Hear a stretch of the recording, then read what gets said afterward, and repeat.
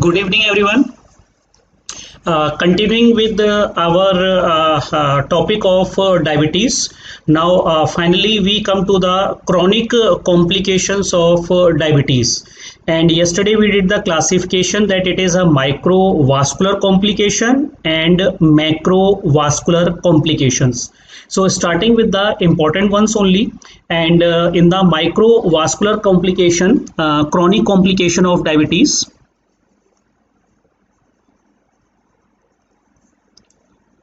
Complication. It is neuropathy.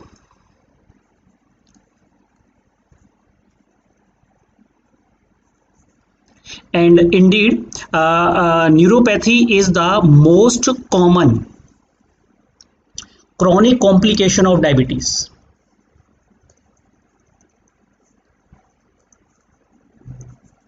Chronic complication of diabetes is the neuropathy.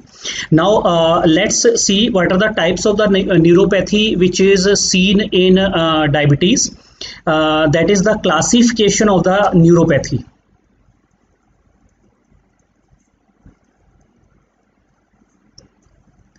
Then what is the structure involved in that neuropathy?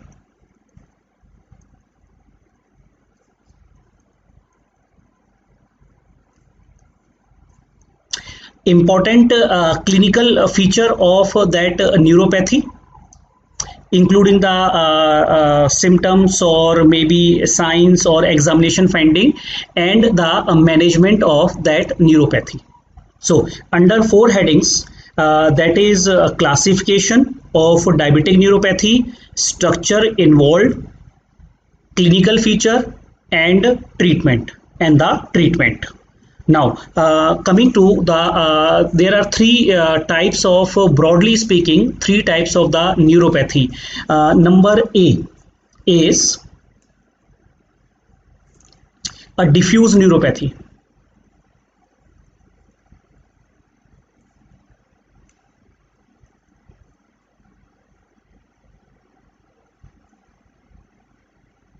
Diffuse neuropathy. In the diffuse neuropathy, there are two types of diffuse neuropathy. One is a polyneuropathy and second is the autonomic neuropathy. So this will be further classified into two. Number one is in the diffuse neuropathy is a polyneuropathy. Diffuse symmetrical polyneuropathy. And the mechanism of these complications we have already done yesterday. We have done the yesterday the mechanism of these neuropathies. So the classification include the diffuse neuropathy, and in the diffuse neuropathy, first is the diffuse symmetrical polyneuropathy, and it is the most common type of neuropathy seen in diabetes patient. Most common type.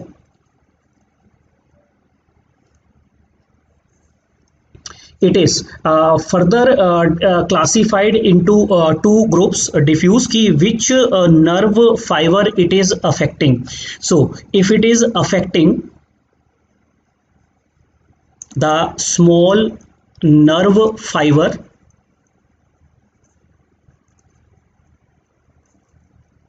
clinical feature. So the structure involved is a small nerve fiber. It is a small nerve fiber. So this is the first slide only. We have just started with the classification of the neuropathy. Classification of the neuropathy.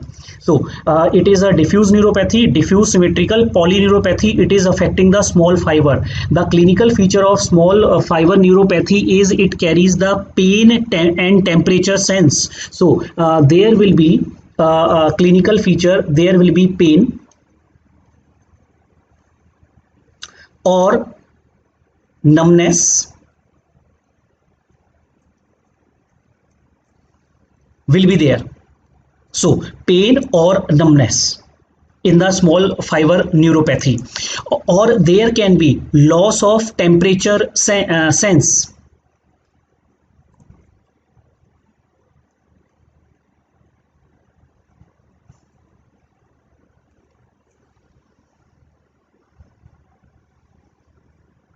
Now, the second part which can be affected is the large fiber.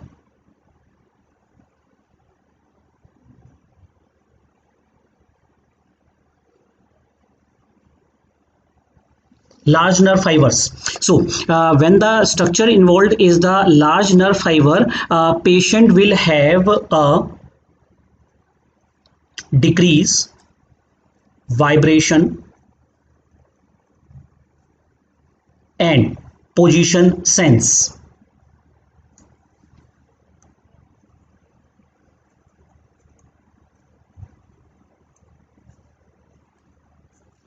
Decrease vibration and the position sense. So that will be clinical that we do with the tuning fork, the test, the vibration test and the position sense test. So they will be impaired, they will be impaired.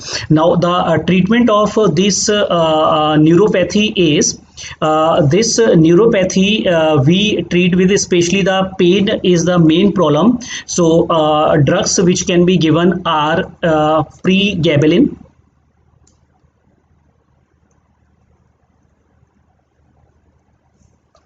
or duloxetine,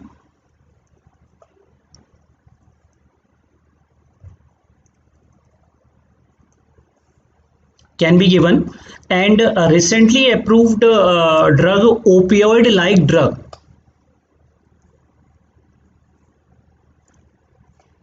tapentadol.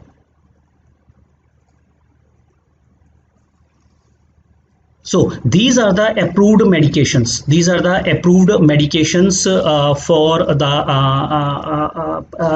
diffuse symmetrical polyneuropathy. And this neuropathy is usually a gradual onset is there, and it mainly affect the lower limbs. It mainly affect the lower limbs. Now, coming to the second diffuse form of the neuropathy is number 2 is autonomic neuropathy.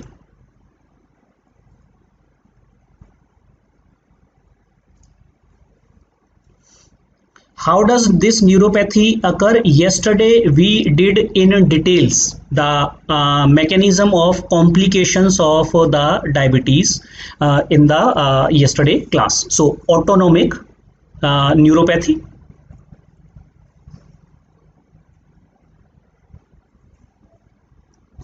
Most preferred drug out of this, clinically we give pregabalin is the most preferred drug, and when pain is not decreasing, then we go to the duloxetine. Neuropathy is due to multiple reason. It is due to the decreased blood supply, it is due to age products, it is due to oxidative damage. So combination.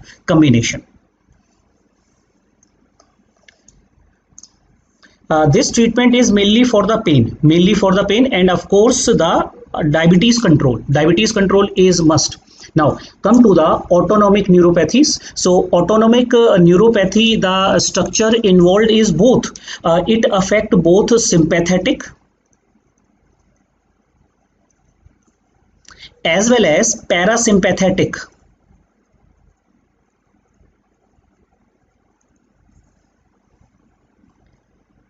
So it is both the sympathetic and parasympathetic.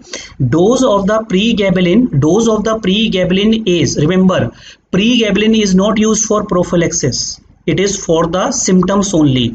It is 75 milligram to 300 milligrams. Starting dose is the 75 milligrams. Now, so it affect both the sympathetic and the parasympathetic fibers which are affected, and depending on the organ system of the sympathetic and parasympathetic, patient will have different manifestations. Like in the cardiovascular system, if there is sympathetic damage, there will be postural hypotension.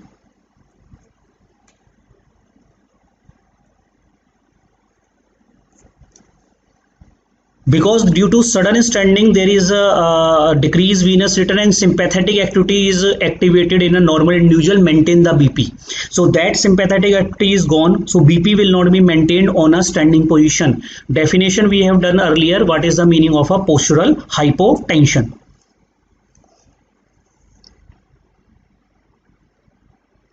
Pathogenesis of neuropathy we have done above, we have done in yesterday's class.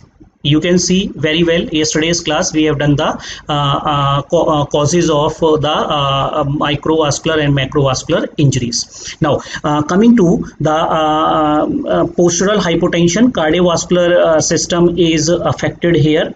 Cardiovascular system is affected here, while if there is the GIT which is affected, so the system which can be affected is cardiovascular, then GIT will be affected. So in the GIT, both the sympathetic and parasympathetic manifestation in different individual will be seen. Different individual will be seen. So there can be diarrhea. There can be gastroparesis, both.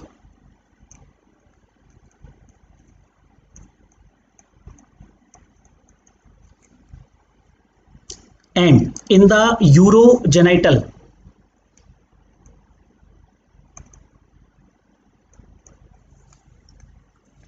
it is the erectile dysfunctions.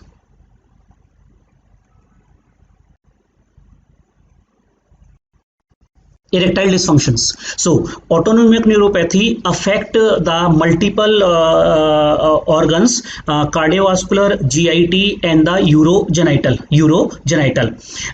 So in the cardiovascular system, postural hypotension, if a patient has a problem with the postural hypotension, the treatment of this condition is slow standing from supine position plus excess of water intake. So to maintain the plasma volume, because if there is a low plasma volume, then it will also trigger the postural hypotension. Now we can also give alpha agonist.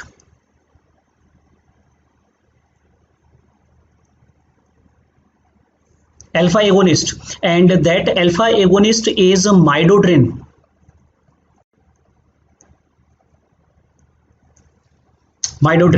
If a patient has these complaints, patient will classically say कि I am getting the dizziness while standing suddenly from a sitting position or from a supine position.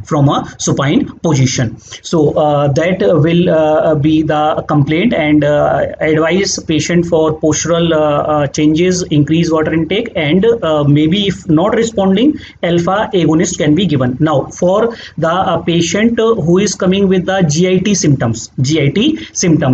So if a patient has got diarrhea, so in a diabetes patient, we avoid giving the anti-motility drug. It is only the sugar control which is given. So it is only the sugar control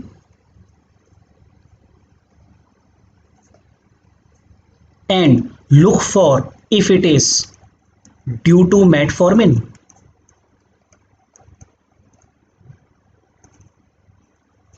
Then metformin has to be stopped. Now gastroparesis, only drug which is approved is prokinetic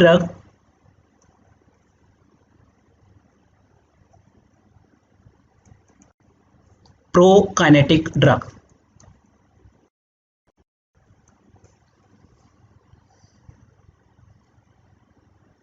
Now in the urogenital causes, the erectile dysfunctions. So in that case, we can give the phosphodiesterase inhibitors.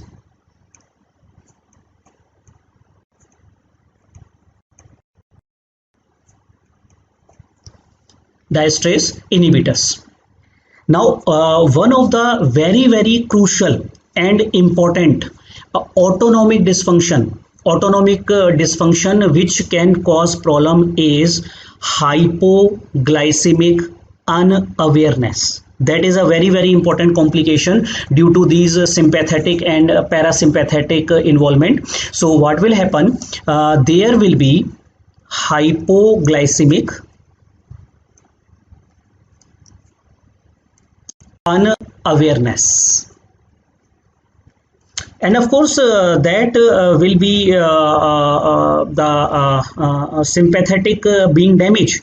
That is due to the sympathetic being damaged, hypoglycemic unawareness, because when hypoglycemia occur, patient will have these palpitations, tremors of the hand, so sweating, excessive hunger. These are the hypoglycemic symptoms. So patient will have those unawareness. So therefore what we have to do if patient has these hypoglycemic unawareness, number one thing, practical point, keep HbA1c targets slightly high.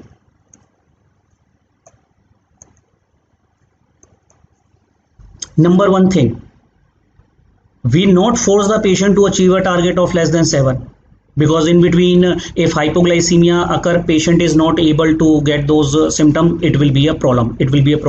Neurological coma, seizures, they can occur.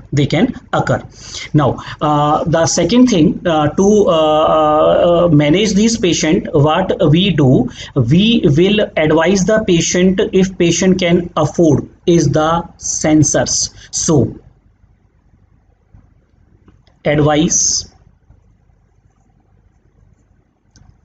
continuous glucose monitoring sensors. So these glucose monitoring sensors, they are put in the arm. They have a probe, and very simple device, very small device is there, and they check the glucose. But it is a interstitial glucose, which roughly correspond to the blood glucose. So they check the interstitial glucose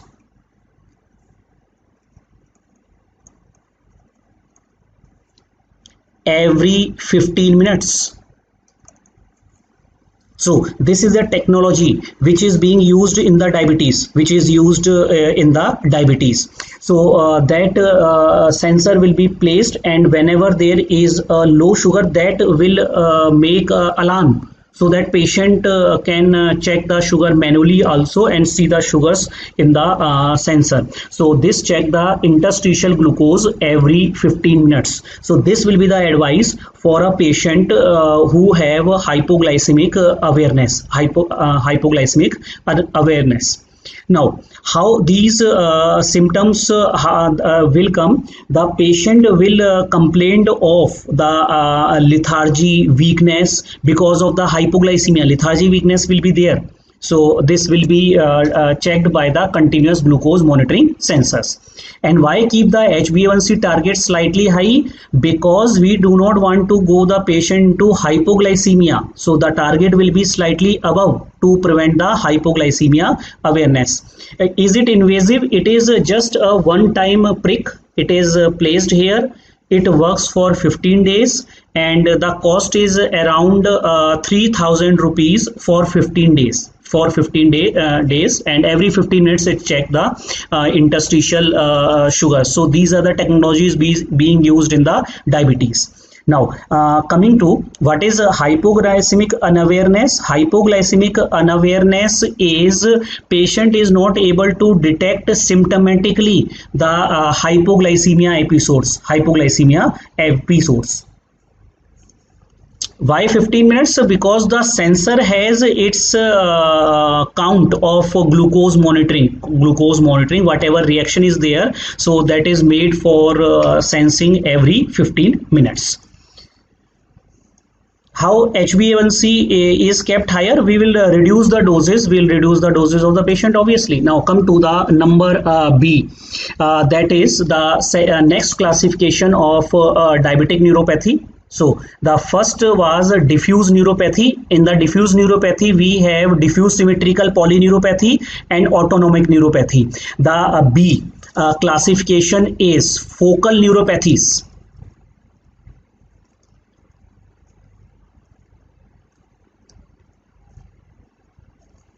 Focal neuropathy. So the focal neuropathy is the isolated nerves are affected. Isolated nerves are affected. So the isolated nerves, it is again of two types. Number one, it can be a mononeuropathy isolated.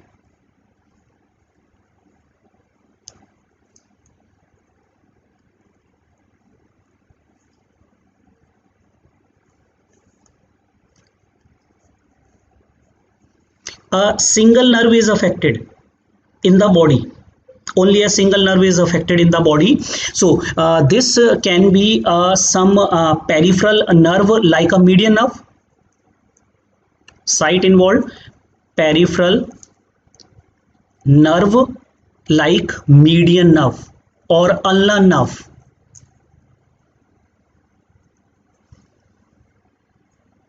Ulnar nerve. So this will be the peripheral nerve is here is a carpal tunnel. So there is a compression of the median nerve in the carpal tunnel. So this will lead to clinical feature of carpal tunnel syndrome.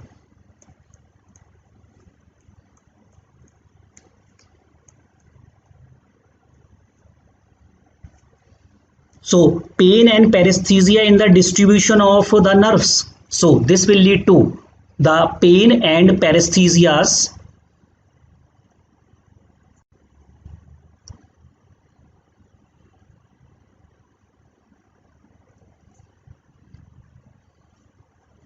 in nerve distribution. In the nerve distribution. So this is the isolated neuropathy. Peripheral nerve can be involved or the cranial nerve can be involved. Cranial nerve can be involved. So or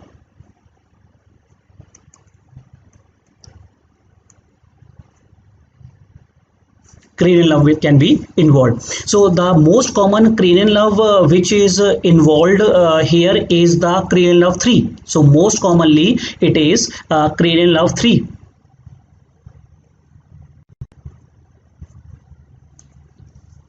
And the feature of this cranial nerve 3 which is involved is the ptosis.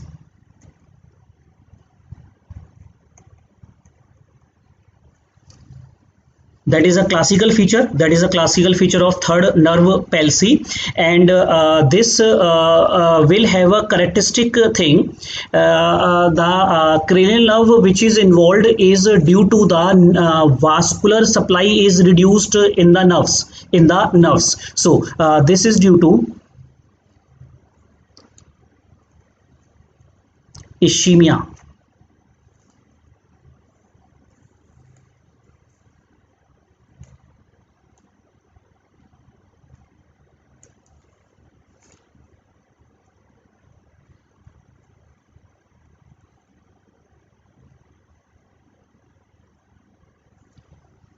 Vasa nervosum. So these cranial nerve, this is the cranial nerve third, and these small branches are affected here because it is a microvascular complication. Inner part is affected. Inner part is affected, and the pupillary fiber, which are peripheral pupillary fibers, they are spared. So there will be ptosis, but without any pupillary involvement. So pupillary sparing will be there. This is a classical feature of the cranial nerve involvement 3. And these isolated neuropathies, they have the usually the acute onset. Remember, the diffuse one have a gradual onset, and these focal neuropathies, they are usually acute onset. Now the treatment of this combination is fortunately the cranial nerve which is involved here, it is a self-limiting, only sugar control is needed.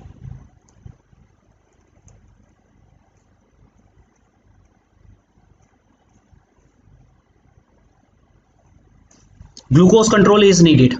Glucose control is needed. And the carpal tunnel syndrome, again here it will be glucose control. If it is not improving with glucose control, then other options can be, there can be a splint which can be used, or decompression.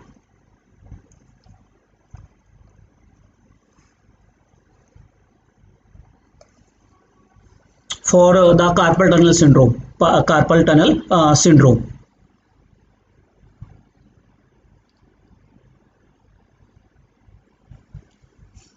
Now the second type of focal neuropathy, second type of the focal neuropathy, it is known as mononeuritis multiplex. Indeed, diabetes is the most common cause of mononeuritis multiplex.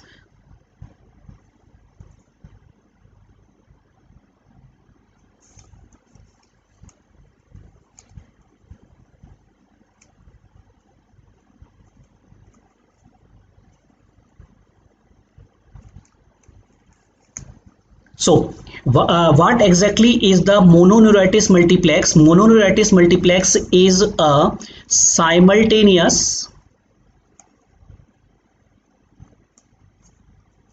or sequential involvement of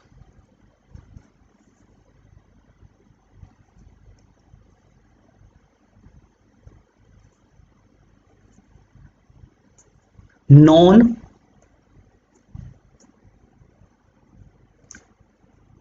contiguous nerves.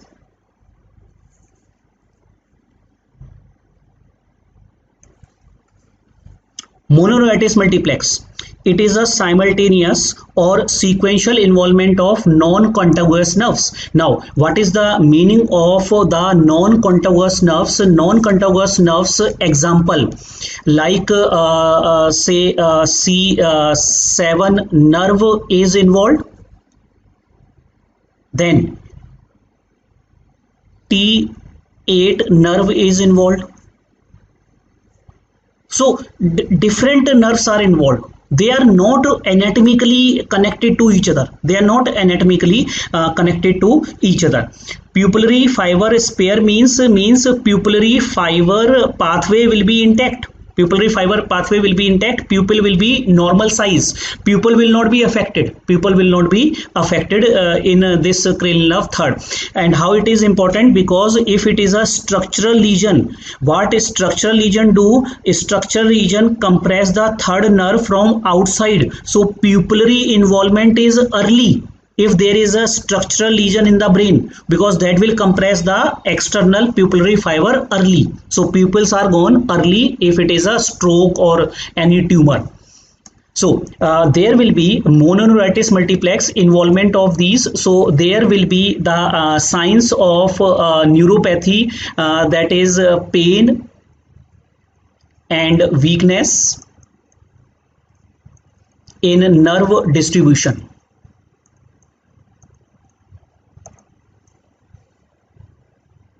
Nerve distribution. So this will be the symptom, and the main treatment of mononeuritis multiplex is, again, it is a self-limiting condition. It is no specific treatment is needed here.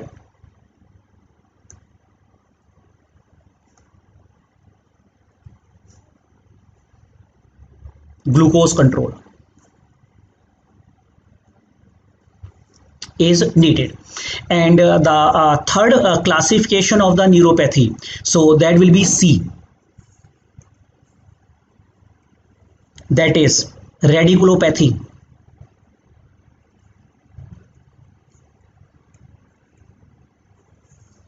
So radiculopathy means the nerve roots are affected.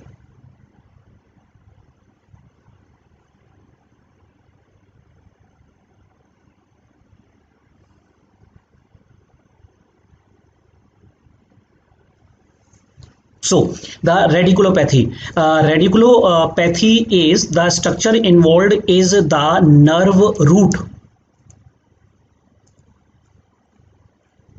Nerve roots are affected, and the nerve root especially of the lumbar plexus.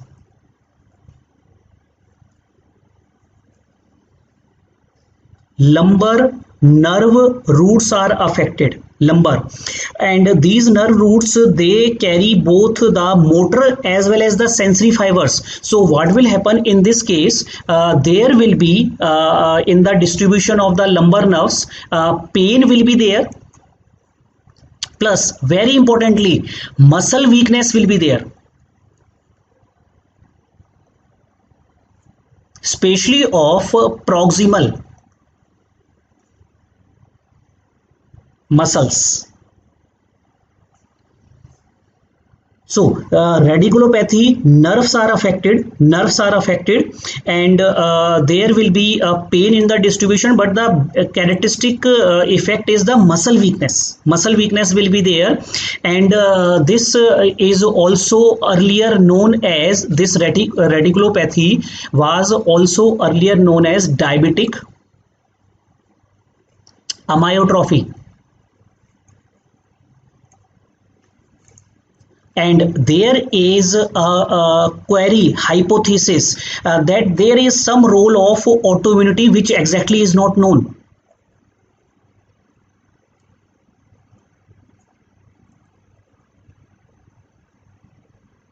Autoimmune inflammation.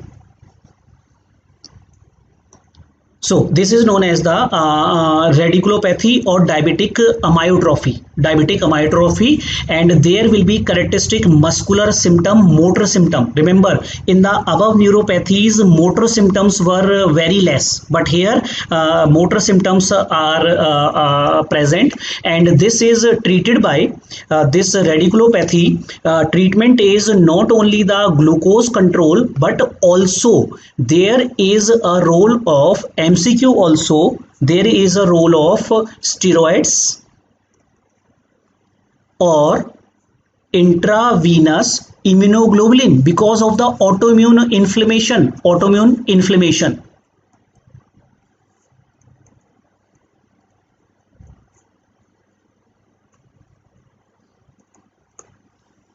IV immunoglobulins. Why both the symptom? Because nerve carry both motor fiber as well as the nerve roots carry both the things, sensory as well as the what is the meaning of proximal? Proximal means the flexors and extensors of the hip joint muscles.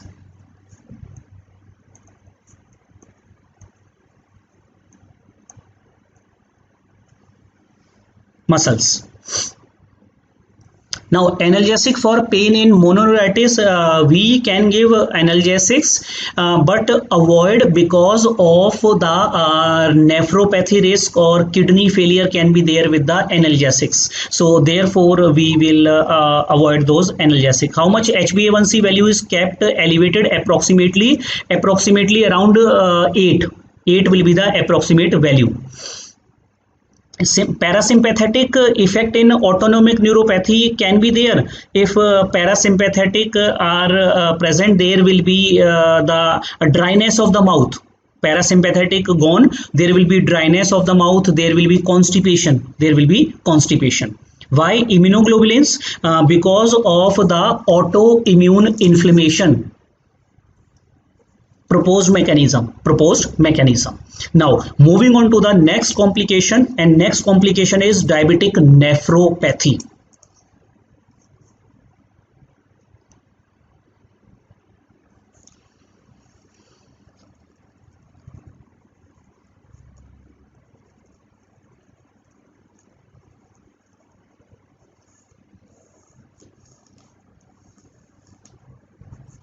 So diabetes nephropathy has five stages of progression. Five stages of progression. So the five stages of progression here will be, so again we will make five stages of diabetic nephropathy. Stage 1, it is known as the stage of hyperfiltration.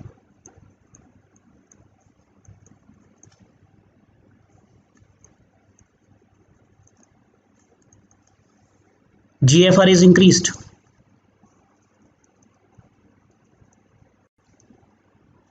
GFR will be increased.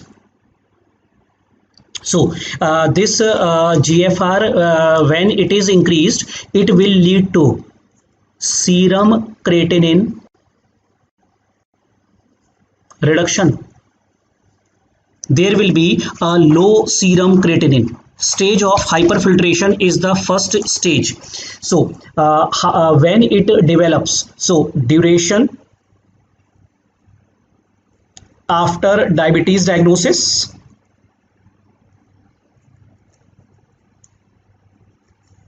it occur in 1 to 2 years after the diabetes diagnosis. After the diabetes diagnosis. So diabetic nephropathy, there are five stages. The first stage within 1 to 2 years after the diagnosis is a stage of hyperfiltration. Reason for the hyperfiltration: when GFR is high, the creatinine value will reduce. Duration to occur neurological complication from the diagnosis is variable. It can be at presentation of diabetes, or maybe after 5 years of diabetes. There is no time relation with neuropathic symptoms. Now the stage of the hyperfiltration.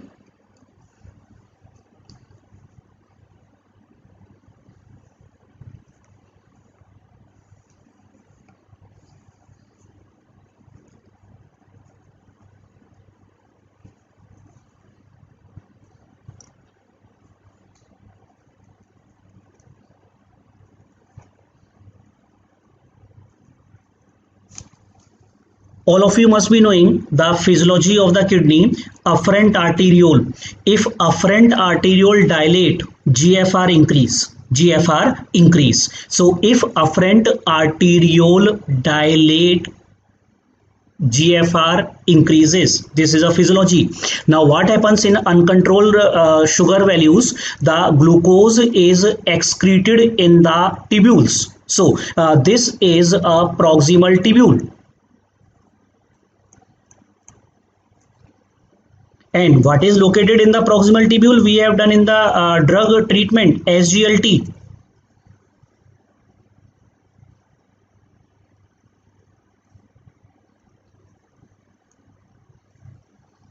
All of you must be knowing sodium glucose co-transporter. So there will be absorption of glucose back into the blood, and there is absorption of sodium also.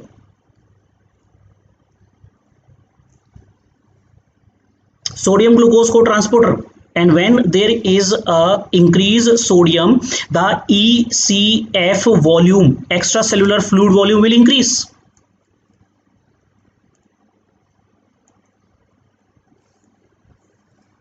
Now what will happen when extracellular fluid volume will increase? The atria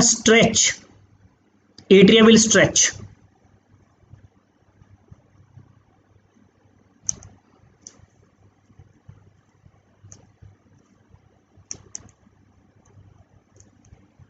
And from the atria, natriuretic peptide is released as a compensatory mechanism for natriuresis. So ANP release.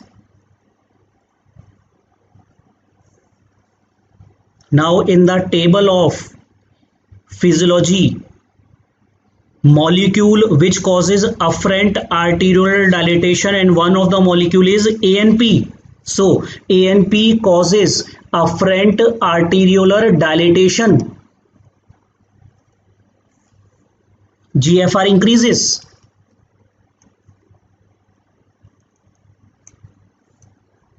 Stage of hyperfiltration, and when GFR is high, creatinine will be excreted more. So in the blood, creatinine is low. Creatinine will be low. So there will be the GFR high in the initial stages. So remember, if a diabetic patient comes to you very happy, look doctor, my creatinine is low, my kidneys are working over, so my kidneys are working fine. So you tell the patient, welcome to nephropathy. So it is not a good sign in diabetic patient. If creatinine is low, it is not a good sign. It is the entry of nephropathy. And diabetes is the most common cause of CRF, chronic renal failure, overall and in India also. Now, what is the mechanism we have done? The mechanism of the hyperfiltration is this mechanism. Now, what is the treatment? The treatment of this stage is the glucose control. And absolutely, this is a misconception that most of the doctor prescribe ACE inhibitors. So there is no role of ACE inhibitor if there is no hypertension. So in this stage, there is no role of ACE inhibitors or ARBs if blood pressure is normal.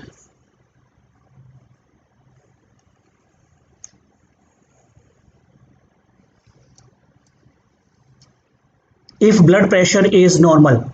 So creatinine will be high in the urine. Yes, creatinine clearance in the urine will increase. Serum creatinine will drop down. Now this is the first stage. Now let's come to the second stage of diabetic nephropathy.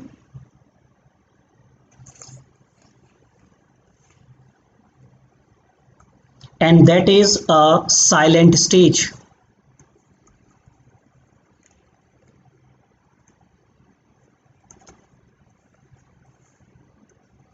Duration after diabetes diagnosis, mechanism. So the duration is 5 years after the diabetes diagnosis. 5 years after the diabetes diagnosis. Now the silent stage, what happens that there is the glomerular basement membrane thickening.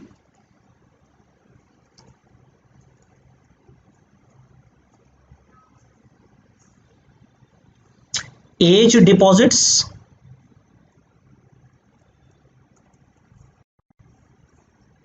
will make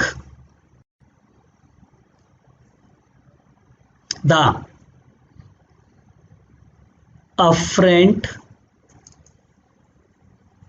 arteriole diameter normal, which was increased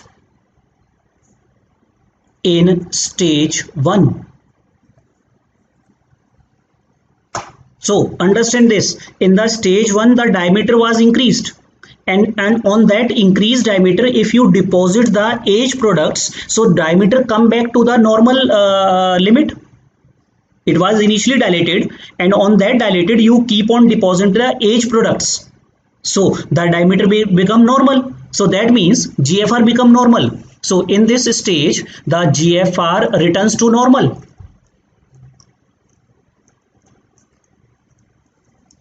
As a result, serum creatinine normalize.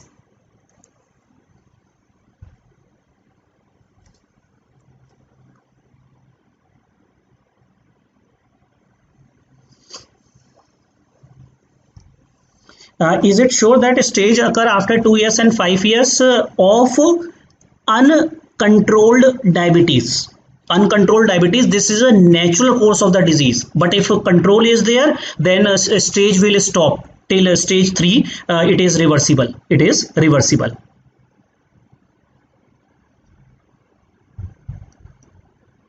So the stage 2, 5 years after the diagnosis, mechanism is glomerular basement membrane thickening and age deposits. So what they will do, they will make the afferent arteriole diameter normal, which was increased in stage 1. Which was increased in stage 1. So GFR will return to the normal values. And remember, if previous reports are not available, this stage can't be diagnosed. So if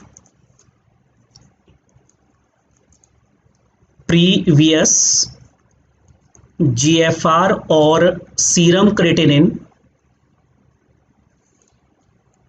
not available, diagnosis can't be made.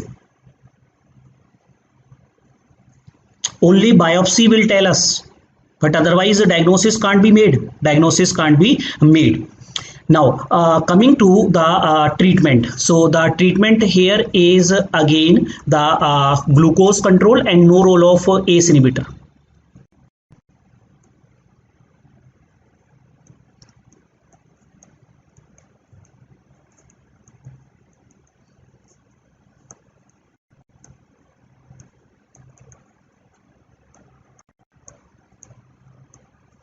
If the blood pressure is normal, if the blood pressure is normal. So therefore when we started with the management of the diabetes, I made a table how frequently the GFR should be done in any patient. On the first visit, GFR should be done, creatinine level should be done, so that at least we have a baseline value of these parameters for every diabetic patient. So coming to the stage 3, and stage 3 is the most important stage.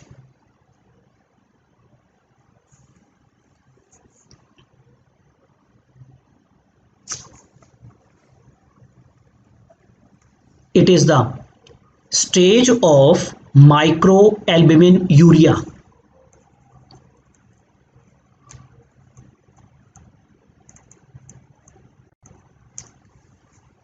Now it is known as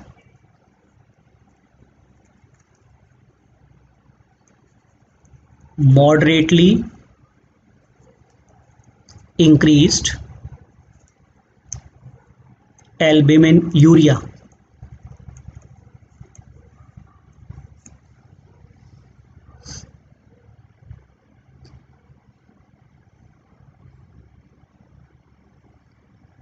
So the stage 3 is the stage of the microalbuminuria. Microalbuminuria means the albumin excretion of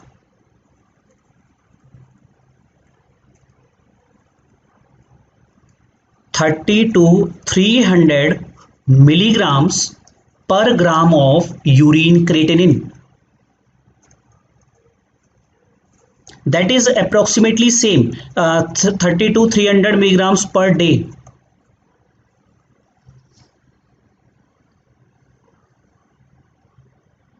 So microalbuminuria is the excretion of this quantity of albumin into the urine, and remember this is not detected on urine dipstick. That is an unfortunate thing. So this level is not detected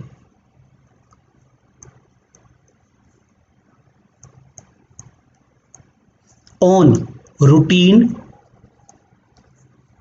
urine dipstick method.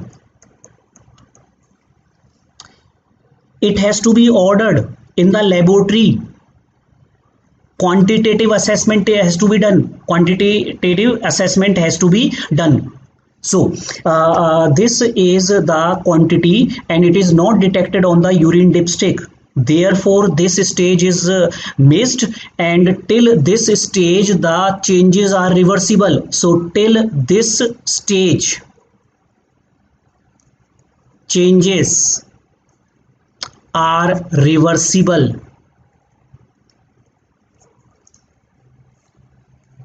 Changes are reversible till the microalbuminuria stage. Now the duration after the diabetes, this important stage,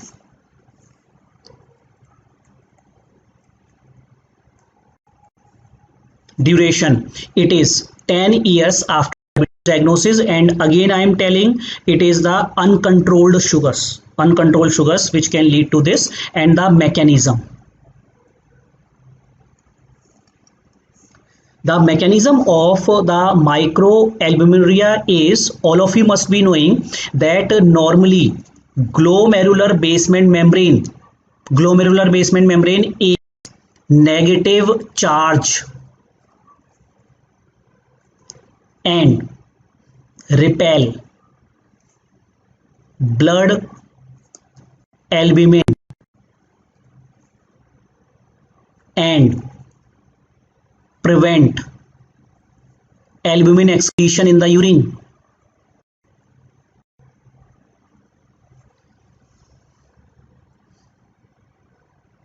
So GBM is negatively charged. It is the negatively charged. So this negatively including stage 3, is reversible. It is reversible. So the mechanism is the age product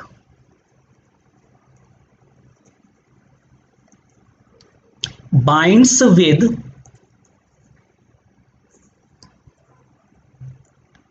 heparan sulfate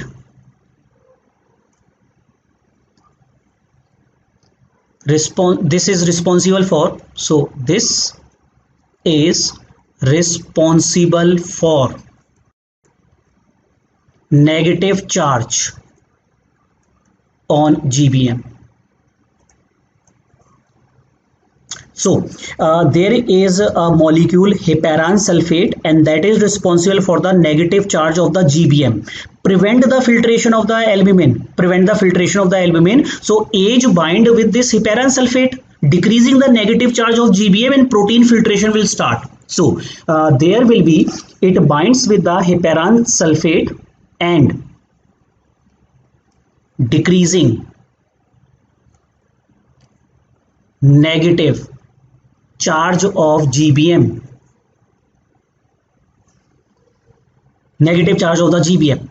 Now, why this is dangerous? This albumin excretion, remember albumin is a protein, and any protein, remember this you will be reading in the kidney section also, any protein of the body, if excreted into the tubule in excess quantity, any protein, myoglobin, hemoglobin, albumin, they cause free radical injury to the tubules and to the parenchyma.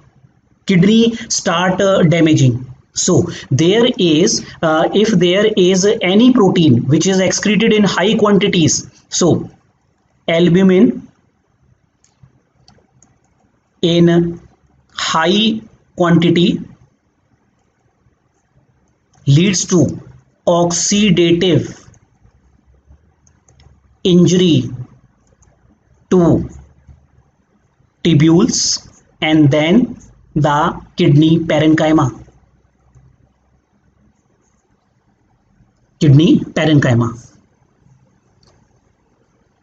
So this is the mechanism how the albumin excretion is damaging to the kidney.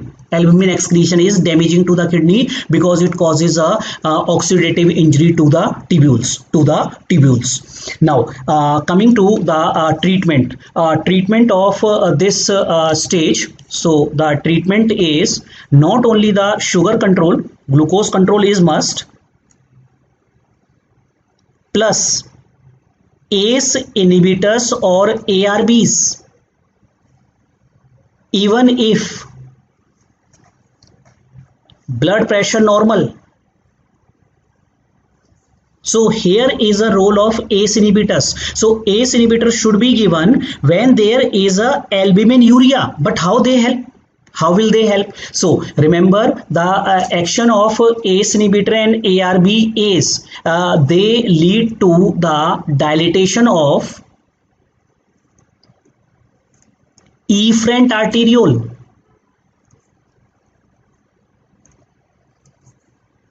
And when there is a dilatation of the efferent arteriole, decrease glomerular filtration pressure.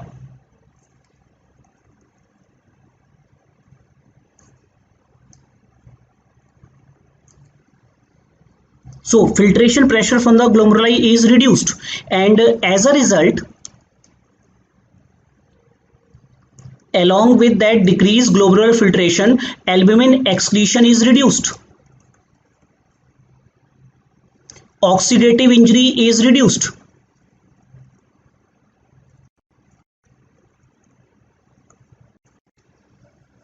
Yes, GFR will reduce. GFR will reduce. Now you will ask the question, why we are giving ACE inhibitor when they are causing a low GFR? They are deteriorating the kidney functions. So why we are giving? So remember, here the benefit is much more than the risk. So the ACE inhibitor, why they are giving, we are giving, because the benefit is much more than risk of low GFR.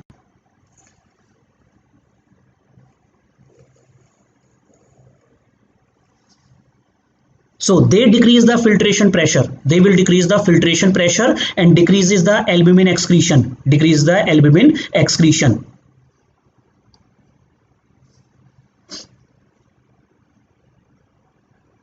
Why they are not used in stage 1 and stage 2? They are not used in stage 1 and stage 2 because there was no albuminuria. So in their stage 1 and stage 2, the risk will be more than the benefit. Risk will be more than the benefit. Won't they cause hypotension? We give start with the slightly low dose and we check the blood pressure on every visit of the patient and then see. So in these patients, the risk of hypotension is low. Risk of hypotension is low. Not in all patients they cause the hypotension. No, this is a dilatation of, remember, physiology. Efferent arteriole, not afferent, not the afferent arteriole. Now coming to the stage 4.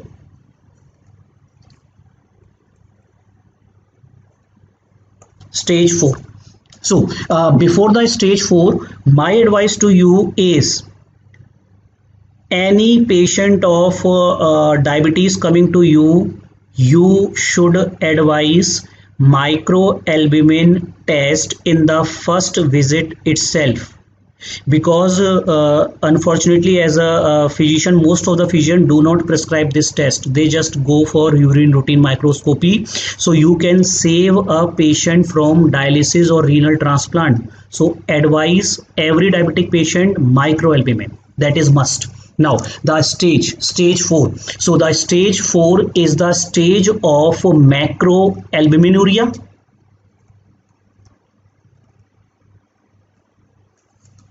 now known as severely increased albumin excretion.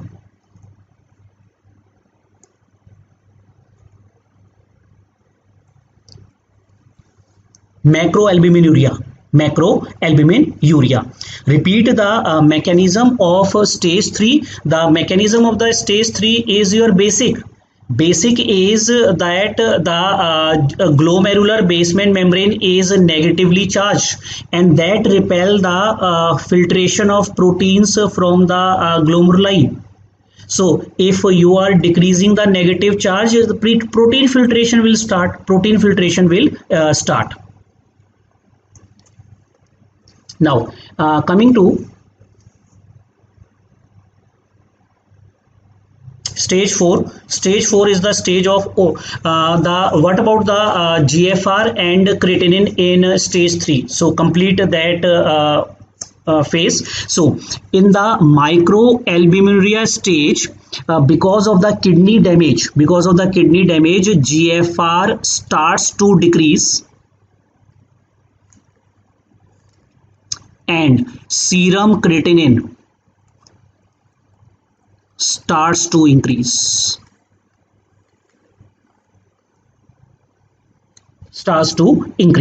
So this will be the finding that from the previous stage the GFR will be low and creatinine level will be increased.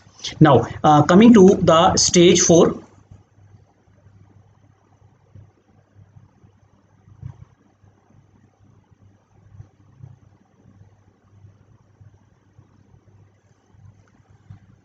So the stage 4 macroalbuminuria, severely increased albumin excretion. So in this stage the GFR is reduced and serum creatinine is increased. Duration after diabetes. Mechanism treatment. So the duration after the diabetes is 15 years. Mechanism is more GBM damage plus there is also the process of sclerosis going in the body, glomerulosclerosis.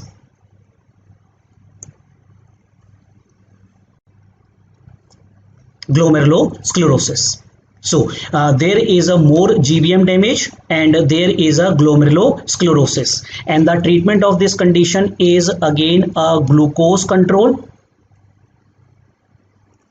plus ACE inhibitors or ARB. But unfortunately this stage is detected on urine dipstick, but unfortunately it is not reversible. Unfortunately it is not reversible. So macroalbuminuria, GFR will be reduced, serum creatinine will be increased. This stage not detected on the this stage is detected on the dipstick, but unfortunately it is not reversible completely. Duration of uncontrolled diabetes 15 years. And though we can give ACE inhibitor and ARB, they will slightly reduce the albuminuria, but not to the normal range, And the final stage of the nephropathy is the stage 4. Stage 4 is end stage renal disease.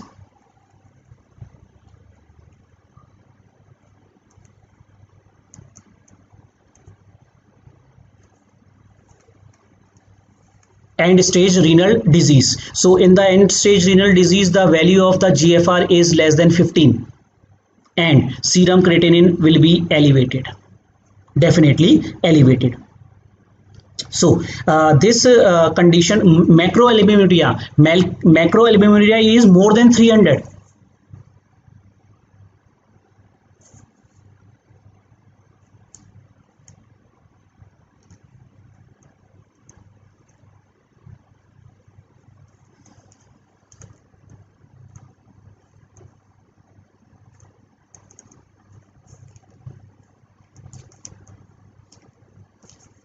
More than 300. Now tell me, if albuminuria is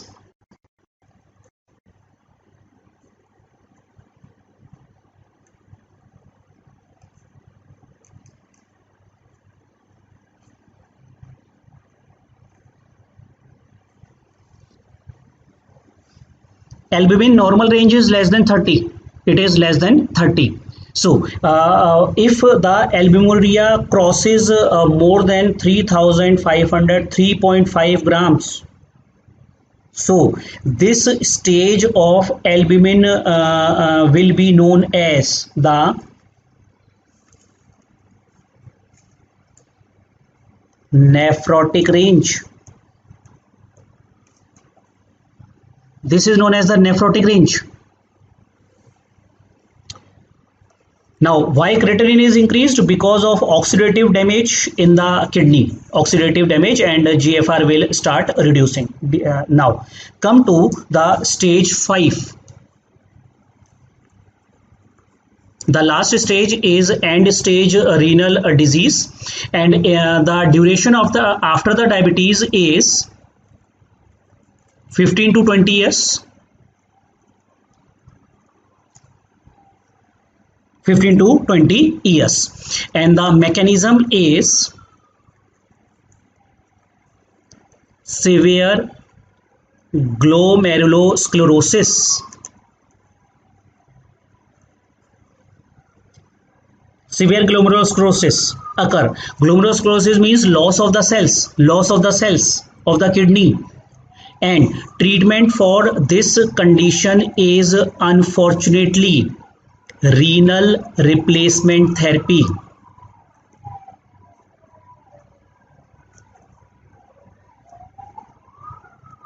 Renal replacement therapy. This renal replacement therapy can be either dialysis or renal transplant or the renal transplant. Why glomerulosclerosis? Because of the multiple effect of age products and oxidative damage. Age products and oxidative damage, they lead to the glomerulosclerosis. Yesterday we did that pathology. So this is per day. Yes, this is a per day.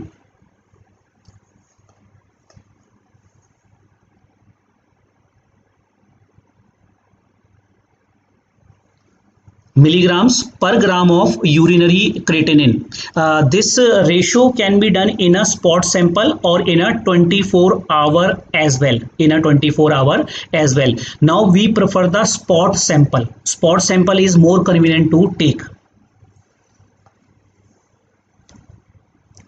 Now for the streaming purpose, we'll take a 2 minutes of break here.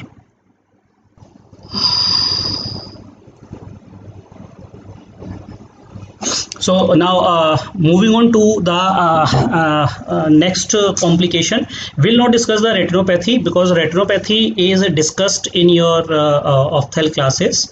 So the macrovascular complication, the most important was the atherosclerotic cardiovascular disease, ASCVD, and that leads to the myocardial infarction, stroke, or the peripheral vascular disorders. So here we will just discuss the guidelines for managing a patient of diabetes with atherosclerotic cardiovascular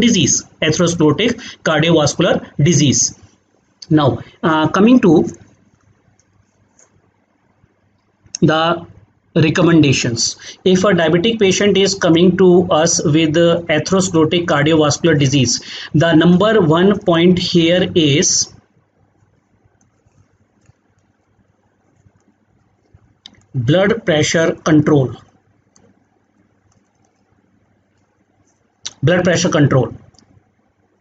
To prevent the atherosclerotic cardiovascular disease, and the target blood pressure control that is less than 130/80. That should be the target. But when should we start the drugs? That is important. And which drug we should start, whether a single drug or a combination drug. So in that case, we will look for the initial BP reading, blood pressure reading.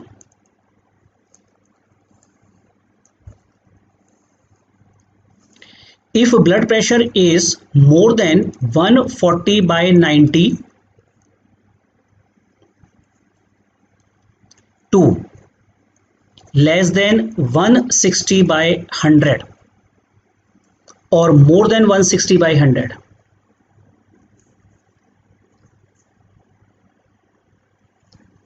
so this is the BP reading where we are starting the drugs, antihypertensive drugs. So if the BP is 140/90 to less than 160/100, then we will look for the patient we will start with a single agent. So here we will start with lifestyle modifications plus single drug will be started. While if it is a one more than 160 by 100, along with the lifestyle modification, we will start with two drugs, double agents.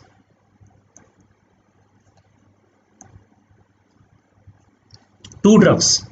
So first we have to decide which single drug is to be given or a two drug is to be given. Now which drug agent should be given?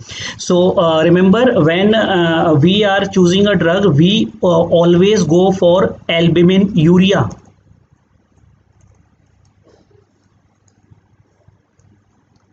Albuminuria negative or present?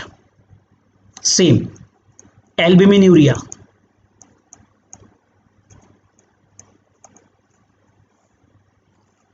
Absent or present?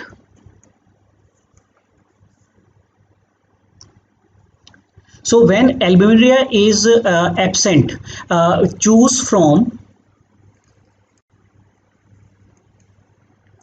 any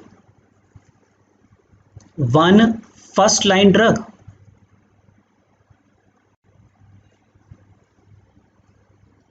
Like ACE inhibitors or ARB, but they will be preferred. They will be preferred agent. Or we can choose CCBs or diuretic.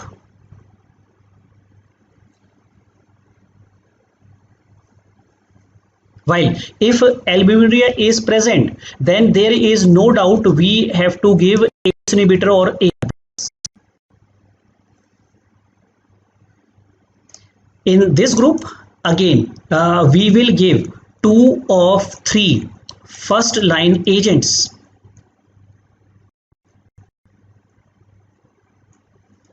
Two of the three first line agent we will give, because the BP is 160 100. And if albuminuria is positive, then we will give ACE inhibitor or ARB mandatory plus CCBs or diuretics, So this is a protocol of a patient of hypertension with diabetes coming to us.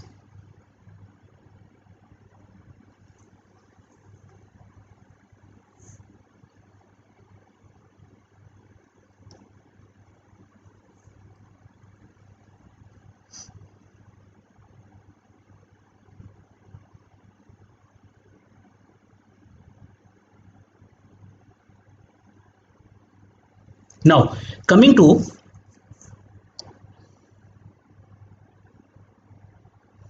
the number 2 is dyslipidemia. These patients, diabetic patients, have high chances of the dyslipidemias.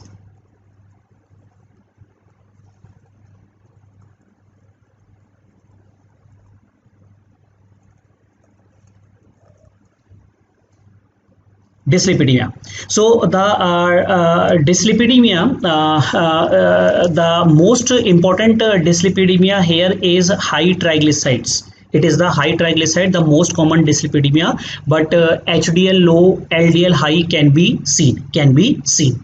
And in cases of diabetes, the LDL is very atherogenic.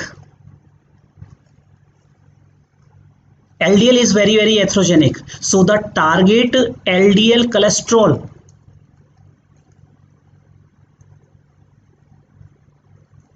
is less than 70 milligram per deciliter.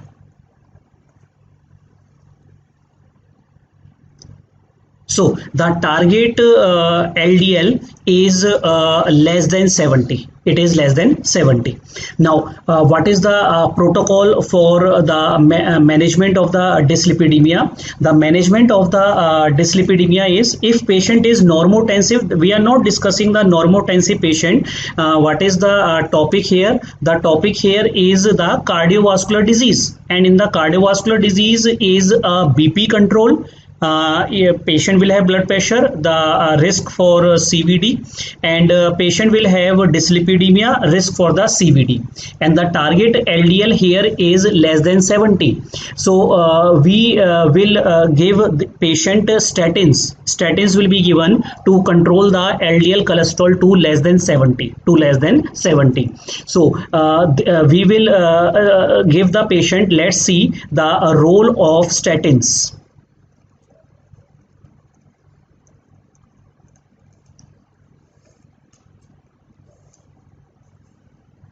Primary prevention, secondary prevention.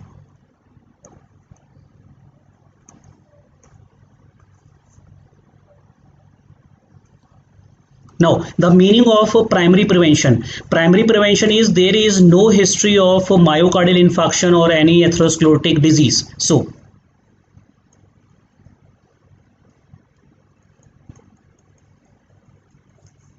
and secondary prevention is we have to prevent the second attack of ASCVD.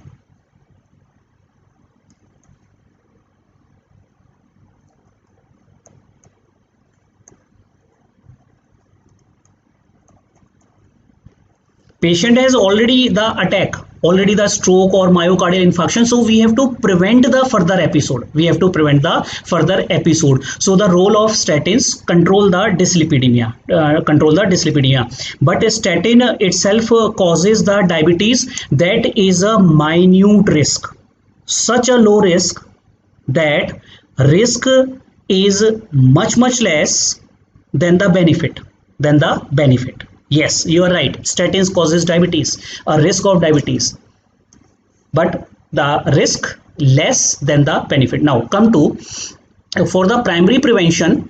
If the patient age is more than 40 years,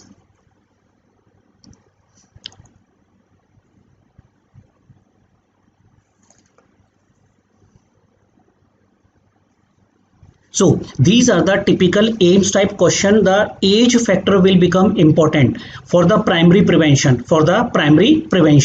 So if a patient is less than 40 years of age and risk factors for ASCVD, they are absent,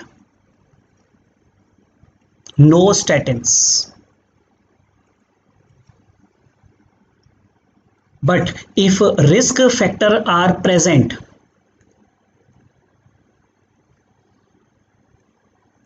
statins are given.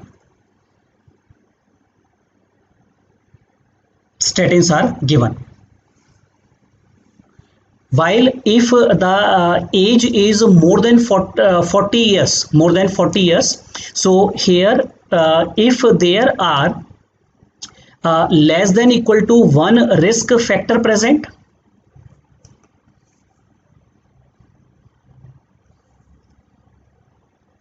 moderate dose statins are given.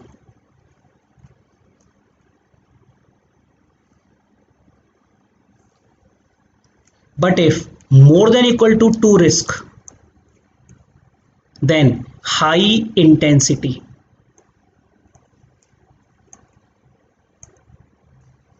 high dose statin.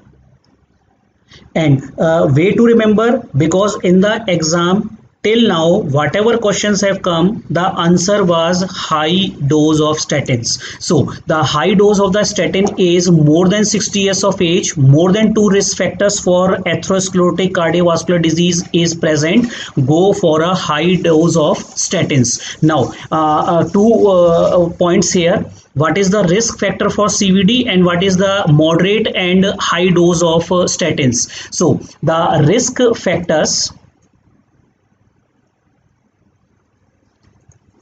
for atherosclerotic cardiovascular disease, risk factors, it is family history, smoking, hypertension,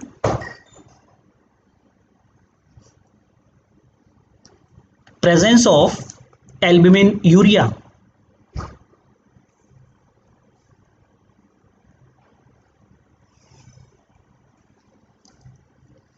These are the risk factor, important risk factor in diabetes which increases the atherosclerotic cardiovascular disease: family history, smoking, hypertension, and albuminuria. So the important question is indication of high dose of statin: more than 40 years of age, more than 2 risk factor, give the high dose. Now what is the meaning of a moderate dose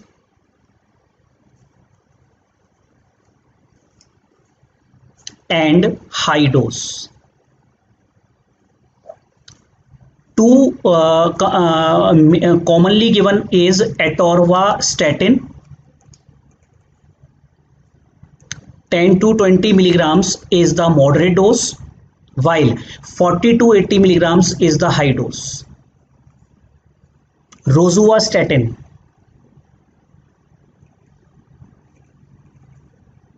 it is 5 to 10 milligrams low dose or moderate dose, and 20 to 40 milligrams high dose.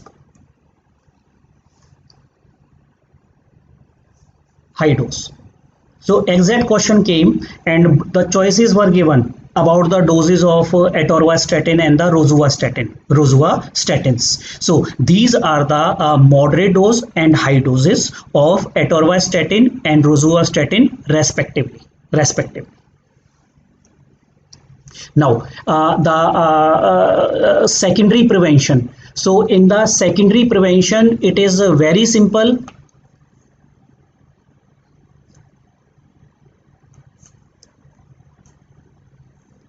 All ages group give high dose statins.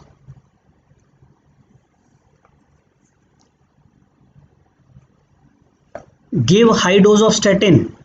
Clinical question was: a patient of diabetes has a recent myocardial infarction, cholesterol profile. So cholesterol profile was given, LDL was high.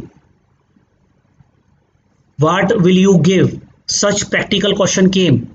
So answer is high dose of atorvastatin will be given, or high dose of rosuvastatin, because patient has already an episode of MI. So clear cut, all age groups, high dose of statins is given.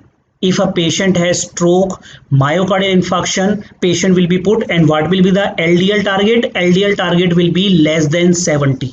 That will be the target. Which is better?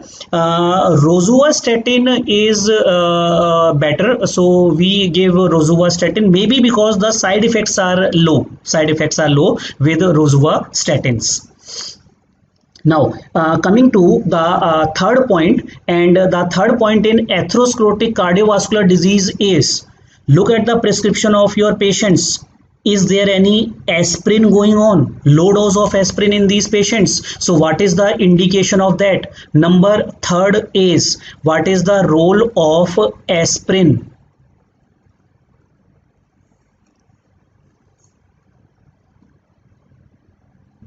Antiplatelet dose, same. Primary prevention, secondary prevention.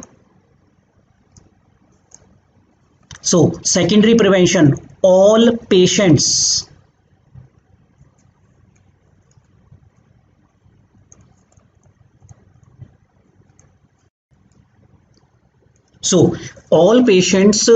should receive the aspirin dose, low dose of aspirin, antiplatelet dose. While in the primary prevention, this is given if age is more than equal to 50 years and more than equal to 1 risk factor present.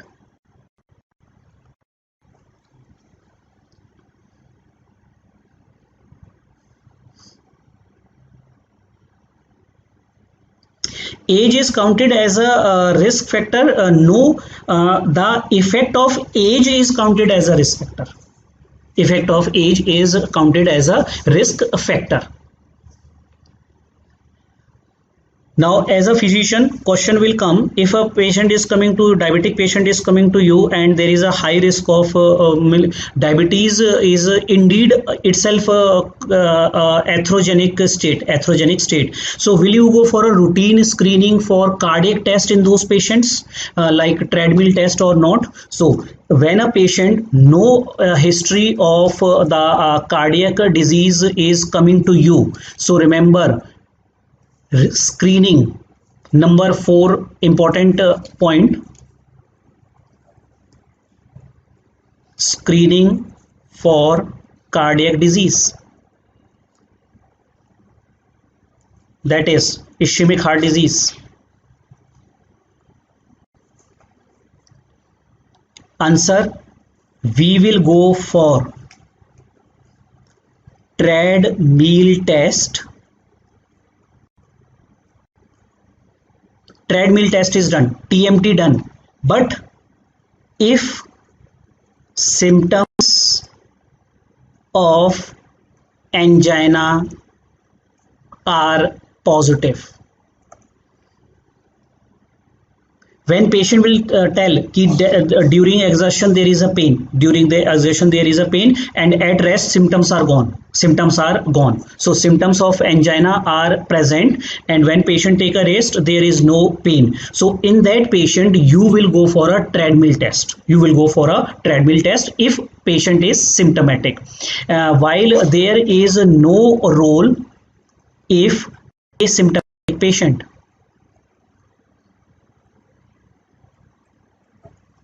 No role of the TMT. Stress echo is alternative, but that is less sensitive than the treadmill test.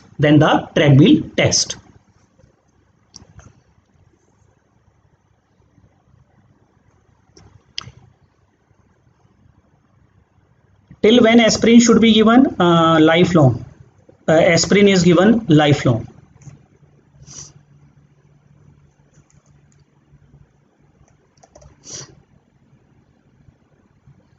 Now, moving to the last topic of, so we are done with these complications. These are the important medical complication, and some of you told me about the topic of hypoglycemia. Some of you told. So hypoglycemia, we have some time left, so in another few minutes we'll just discuss the topic of the hypoglycemia, mainly related to diabetes. So our last topic, so we are done with the complications.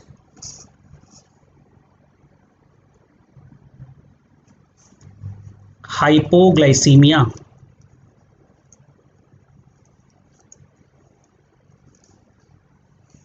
Classification.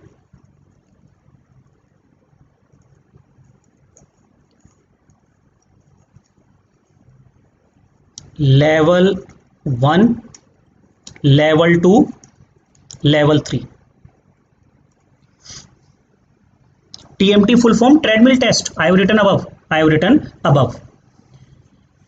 Now, the hypoglycemia is classified into different levels.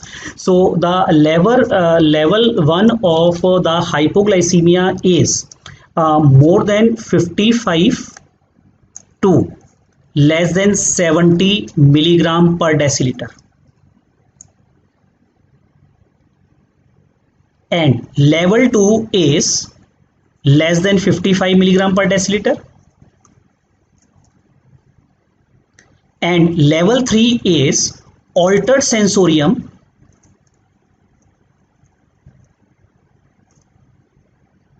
and or physical status requiring assistance for treatment of hypoglycemia.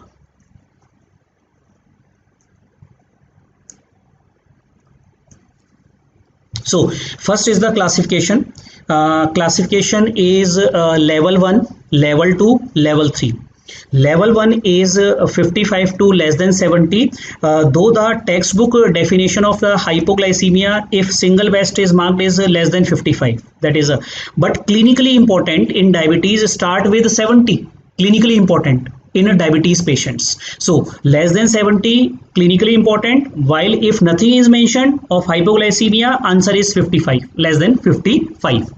While level 3 is altered sensorium of the patient and or physical state requiring the assistance for treatment of hypoglycemia. Now, what are the causes of the hypoglycemia? Causes. It is divided into two groups. Indeed, the most common cause. This is a random value. Remember, this is any value of the hypoglycemia, whether it is any time of the day. Level 3 is whatever is low sugar values, but if that is associated with altered sensorium, like patient is in coma, patient has developed seizure, or patient is so debilitated that patient does not drink glucose, does not take the glucose. So physical status is such that which require the assistance from a second person to treat the hypoglycemia.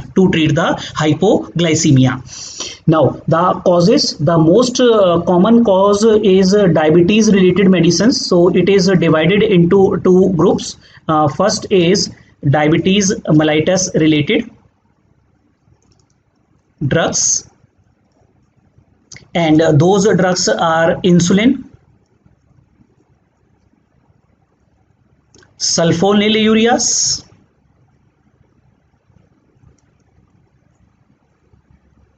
and the short acting drugs secretagogues, meglitinides like repaglinide.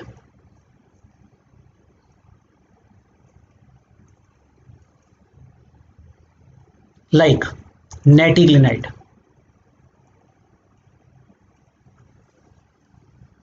So these are the three drugs alone causes the hypoglycemia. While it is non-diabetes mellitus related,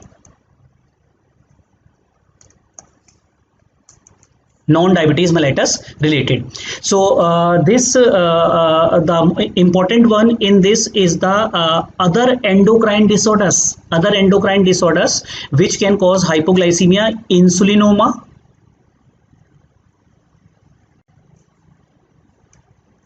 then Addison's disease,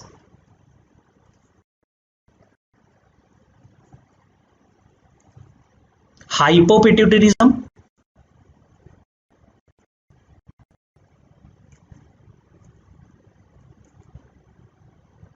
and hepatic or renal failure.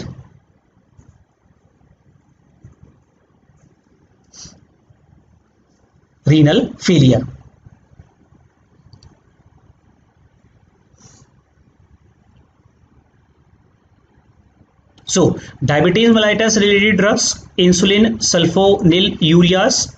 Non-diabetes mellitus related condition, endocrine disorders. These are the three endocrine disorders, and the insulin levels are high in insulinoma. Addison disease has a cortisol level reduced, glucocorticoids are less, so glucose will be low. Same with hypopituitarism, glucose level will be low because of the ACTH less and cortisol less. While the cause of hepatic failure, so these are self-explanatory terms of endocrine disorders. While in hepatic failure, there will be reduction in gluconeogenesis because liver is the site of gluconeogenesis.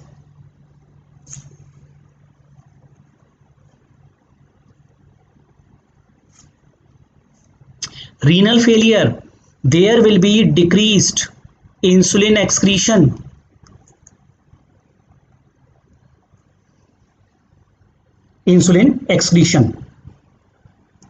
they will lead to, yes, sepsis will also be a cause of hypoglycemia. They will be lower down in the list. Sepsis.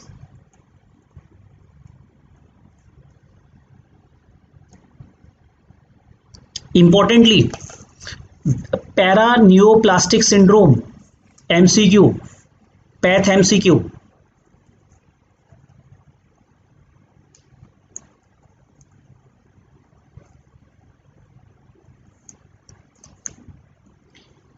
Which secrete, there are some paraneoplastic syndromes which secrete insulin like growth factor.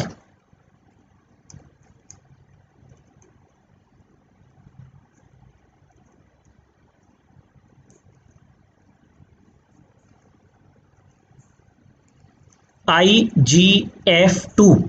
So that has a affinity with the like insulin like affinity, paraneoplastic syndrome.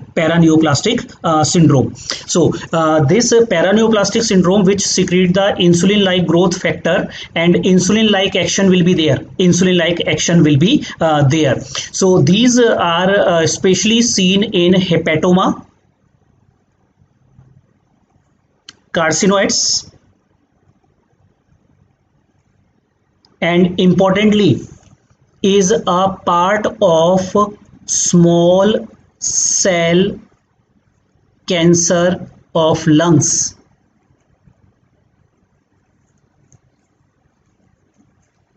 This question have come. The paraneoplastic syndrome of small cell lungs include hypoglycemia also.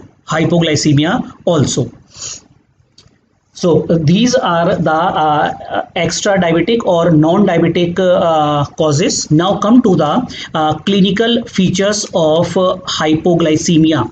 So the clinical features of the hypoglycemia, remember the response, the symptoms of the hypoglycemia. So sequence of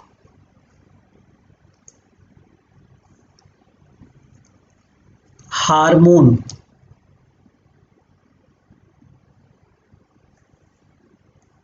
to compensate for hypoglycemia.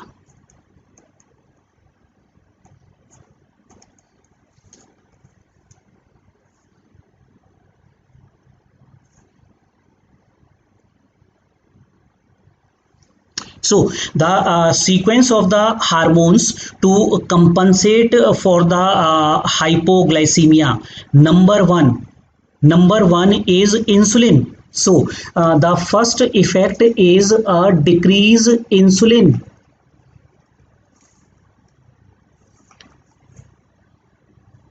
Followed by increased glucagon, followed by increase in epinephrine.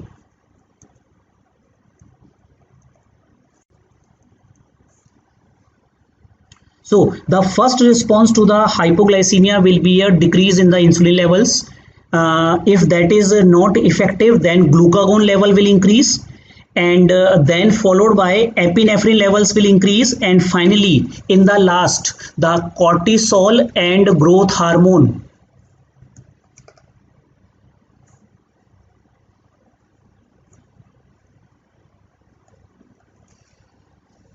Growth hormone will be there.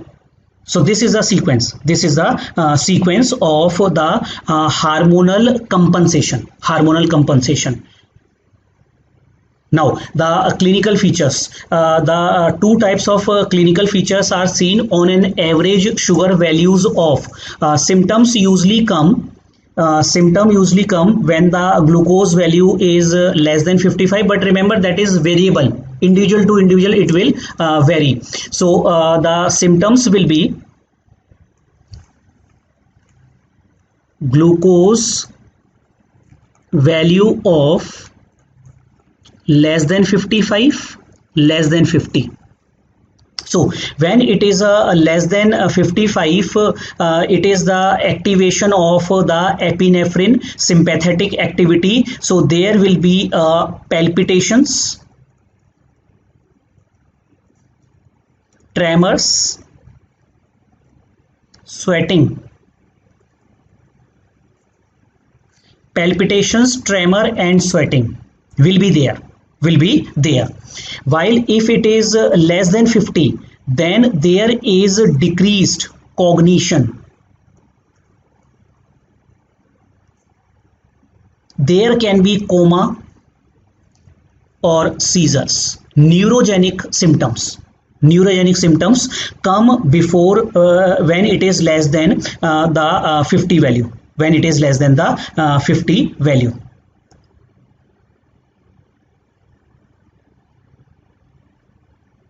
Yes, one more important point. Increase hunger as a compensatory response. Increase hunger as a compensatory response. Now, in cases of the investigation, the obviously history is very important. Drug history, what patient was taking. So with the help of that drug history, we can identify ki the cause is the drug induced.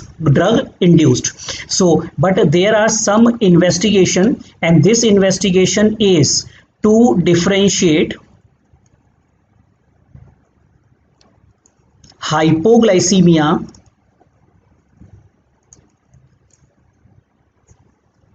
due to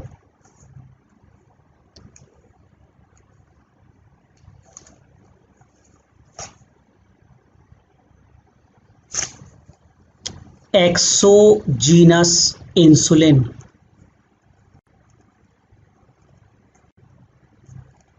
or secretagogues sulfonylureas or insulinoma.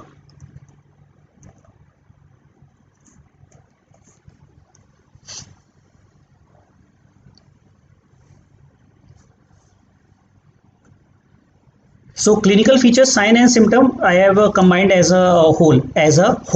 So remember to differentiate the hypoglycemia due to the exogenous insulin, sulfonylurea or the insulin.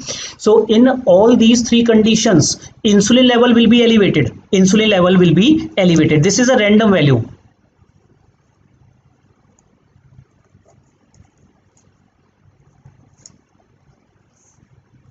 C peptide level, sulfonylurea elevated, insulinoma elevated. Yes, C peptide will be helpful because exogenous insulin does not have C peptide level, so it will be reduced or C peptide levels. So that means there is a problem between the sulfonylurea and the insulinoma. So the best way to differentiate between these two conditions, sulfonylurea and insulinoma, is the serum level of sulfonylurea will be high. So serum level of sulfonylurea elevated here. And for insulinoma, the serum level of sulfonylurea should not be there. That is an exclusion criteria if it is high. So serum level of sulfonylurea should be absent.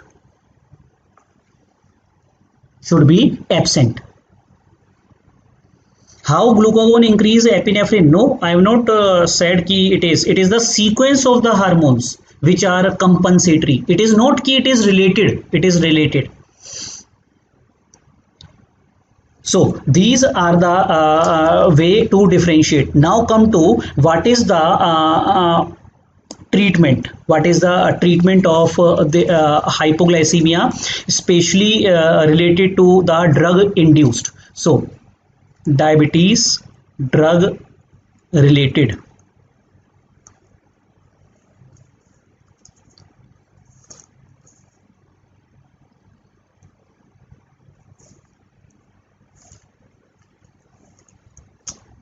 patient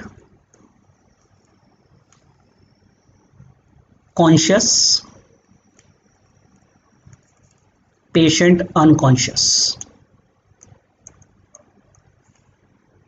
So if patient is conscious, so this is the diabetes education given to the patient at home. If there is a hypoglycemia episode, rule of 15.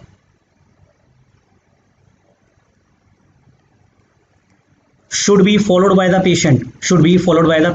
How sulfonylurea causes C-peptide? Because sulfonylurea causes the release of the beta cells. From the beta cells, insulin is released with C-peptide. So both will be released. Lecture 1, we have done the physiology. Now coming to the rule of 15. So rule of 15 says patient will take 15 gram of glucon D. Always advise the patient to keep glucon D at home because of the hypoglycemia, and check blood glucose after 15 minutes.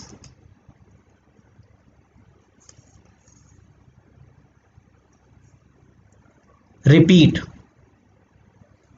15 gram glucose. So this is the rule of 15. 15 grams of glucose. Check the blood sugars after 15 minutes, and if still low, that is less than 70, repeat 15 gram.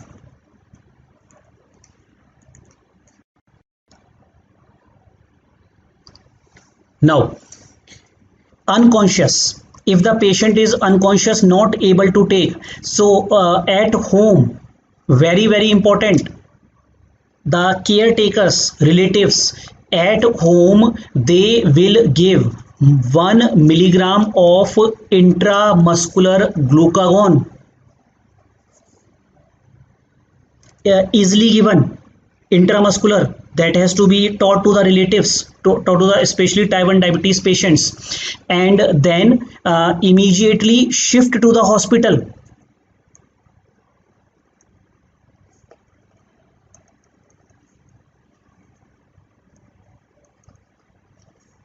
Where 25% dextrose stat followed by 10% dextrose infusion depending on the sugar levels will be given.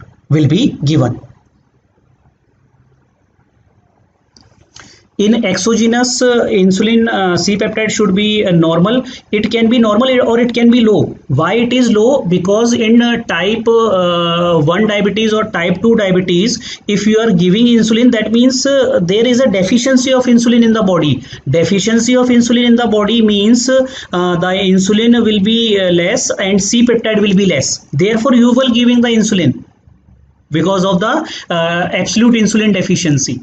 Therefore, C-peptide will be low in that case. So, and a new recommendation have come, and that new recommendation is if sulfonylurea induced hypoglycemia,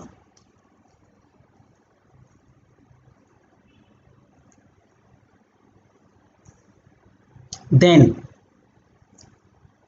besides above treatment, there is a role of somatostatin analog, octreotide.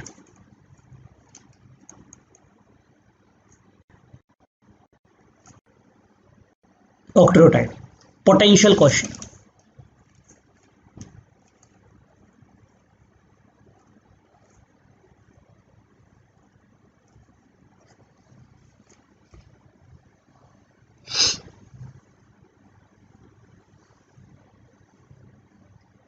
Whipple's triad. So Whipple triad is the features Whipple's triad.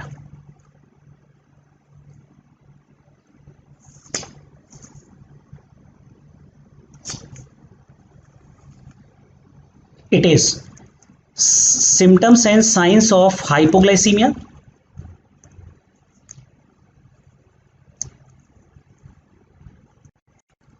demonstration of plasma glucose low, and improvement with glucose intake. That is a Whipple's triad for hypoglycemia. Signs and symptoms: blood glucose, plasma glucose is low, and improvement with the glucose intake. That is known as the classical Whipple's triad.